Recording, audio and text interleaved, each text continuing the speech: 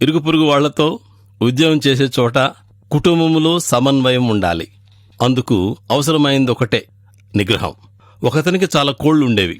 ఒకరోజు వాటి రెక్కలను కట్టేసి తోటలో స్వేచ్ఛగా వదిలేశాడు. రాత్రి ఇంటి వచ్చేసరికి కొన్ని కోళ్లు చచ్చిపోయున్నాయి. అవి పక్కింటి తోటలో వెళ్లాయని పక్కింటి అతను వాటిని చంపేశాడు. కోళ్ల యజమానికి చాలా కోపం వచ్చింది. భోజనం చేశాక నీ అంతు చూస్తాను అనుకున్నాడు. భోజనమయ్యేసరికి అతని కోపం చల్లబడింది. నెమ్మదిగా పక్కింటికి వెళ్ళాడు. పక్కింటి ఆయన ఇతని చూడగానే అక్కస్తో నా తోటంతా పాడు చేసావు అని అరిచాడు. కోళ్ల యజమాని వినయంగా, దయచేసి క్షమించండి, మీకేమి నష్టం జరిగిందో చెప్పండి, 6 రెట్లు తిరిగిస్తాను అన్నాడు. పక్కింటి ఆయనకు ఏం చెప్పాలో అర్థం కాల. కోపం మానాలని, ఆగ్రహాన్ని విడిచిపెట్టాలని, అది కీడుకే కారణం అని, అందరితో సమాధానంగా ఉండాలని కూడా బైబిల్ చెప్తుంది. ఆవేశంతో అనాలోచితంగా మాట్లాడి ఇతరులకు బాధ కలిగించకుండా నిగ్రహాన్ని అలవర్చుకుందాం.